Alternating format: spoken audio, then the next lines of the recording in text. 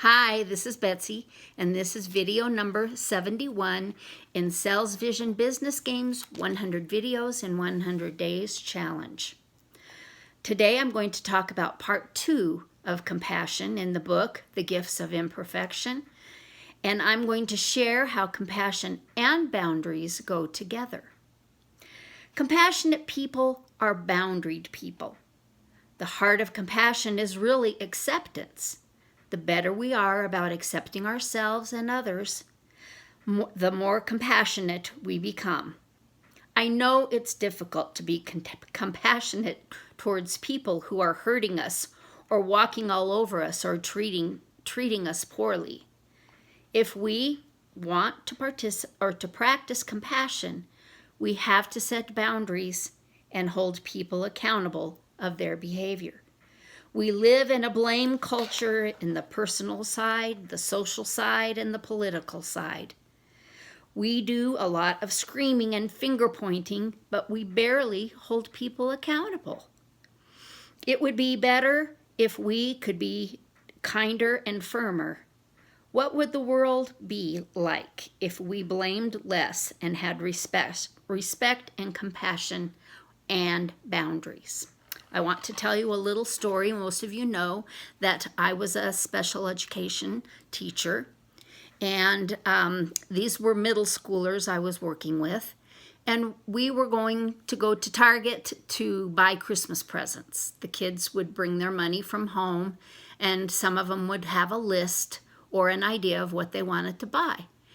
And they all had either a wallet or a purse or a backpack to keep their money in. Well, one student who was normally stubborn was stubborn that day. He didn't surprise us, and I told him he needed to put his money in his backpack, and he said, "No, I want to keep it in my pocket." And I said, "Well, if you keep it in your pocket, there's a chance you could lose it. It would be safer in your backpack." And he held the money in his hand, and I said, "Well, you need to at least put it in a pocket." So he put it in his pocket. They all went to McDonald's. We got to Target. No money. It was gone. And he was somewhat upset, but not really. I think he thought, well, Mom and Dad will give me more. We went into the store, and guess what? His grandma happened to be there. And of course, he told her, "I lost my money." Well, as I walked up, she was reaching in her purse to give him more money, and I said, "Please don't do that." He was told to put his money in his backpack, and he chose not to listen. So please don't give him any money.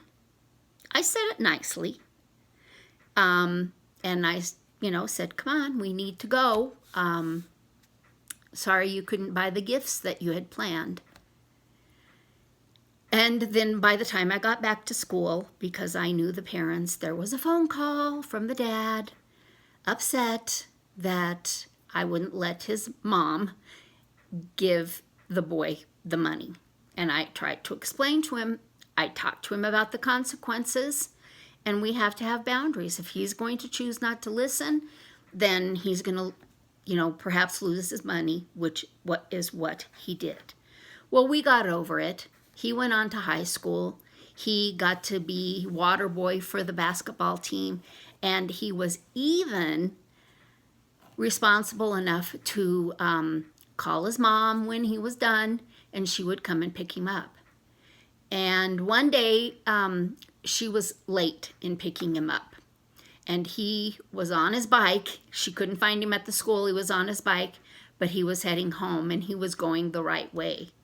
And she said, that lesson you taught him about not keeping track of his money by putting it in his wallet or backpack really had an impression on him. And I'm so glad that you stuck to your guns. And I'm sorry my husband was such a creep about it." But it's hard for some people to understand that we can be compassionate while holding people accountable for their behaviors. But we must separate the behavior from who the person is and not play the blame game. Hope you enjoyed. I'll see you tomorrow.